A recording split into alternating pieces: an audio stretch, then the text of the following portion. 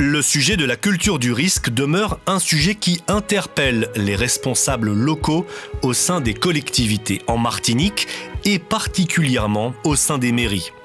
À la tête des équipes municipales, les maires doivent assurer au quotidien la sécurité de leurs citoyens sur leur territoire.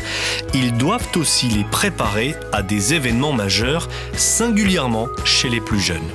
Tous les acteurs se sont rendus compte qu'il fallait commencer dès la petite enfance, dès 3-4 ans, dès que l'enfant commence à se déplacer et à comprendre, de façon à ce que quand il évolue dans la vie, il ait conscience déjà de tout ce qu'il faut savoir pour gérer une crise. Et ce n'est pas à l'âge adulte que l'on commence à être vraiment imprégné de sa culture du risque, il faut démarrer dès l'enfance. Une culture du risque essentielle pour ces adultes de demain. Et cet apprentissage est souvent orienté autour du jeu. Alors le principe de l'apprentissage sous forme ludique a été retenu. Pourquoi? Parce que l'accès est beaucoup plus facile et on prend du recul par rapport à la crise elle-même. Et en jouant, on apprend en même temps. Donc c'est efficace. Le rectorat a mis en place un escape game qui permet aux enfants de jouer avec une boîte et de tirer des cases. Et en tirant les cases, ils découvrent tous les risques qui peuvent survenir. L'objectif est très simple, créer une véritable culture du risque chez tous ces publics. Les spécialistes disent que quand on sait ce qu'il faut faire, les bons gestes, on est plus apaisé face à la crise quand elle survient. Quand on ne sait pas, on est dans l'affolement total et on panique et on peut provoquer soi-même son accident, son propre accident. Les participants de l'atelier ont également pu détailler les actions de formation de gestion de crise pour les publics de fonctionnaires.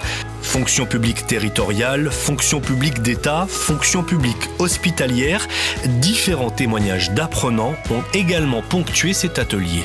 Alors le Centre national de la fonction publique territoriale, qui est un centre de formation des agents territoriaux, a mis en place depuis 2013 une formation avec plusieurs itinéraires qui s'appelle Manager des risques sur les territoires. Alors qu'est-ce que c'est? C'est simplement former des cadres territoriaux qui vont ensuite pouvoir être une aide à la décision des élus. Alors évidemment, ce sont les décideurs qui prennent les décisions, il faut qu'ils puissent être accompagnés et connaître les enjeux des risques de façon à ce qu'ils puissent mettre en place des actions pour les populations. Quand un risque survient, quand une situation catastrophique survient, l'habitant, il se rend à la mairie. Il ne va pas ailleurs, c'est à la mairie, à proximité de son élu. Il faut pouvoir donc répondre à ses habitants et les rassurer. Les prendre en charge quand ils sont blessés par exemple, ou quand ils ont un immeuble ou un bâtiment détruit. Il faut pouvoir aussi les abriter et les protéger. Tout cela, ça ne se fait pas du jour au lendemain, ça se met en place, il y a des plans à mettre en place et il faut être réactif. Il faut pouvoir aussi informer la population toute l'année et pas seulement quand la crise survient. Il faut donc anticiper et ce cycle de formation est essentiel pour nos populations et pour les collectivités elles-mêmes. Plusieurs pistes ont été évoquées pour améliorer cette culture du risque. Toucher le plus grand nombre pour essaimer la culture du risque sur nos territoires. La formation doit également devenir un moyen au service du collectif, appuyé d'ailleurs par le digital et les nouvelles modalités d'apprentissage.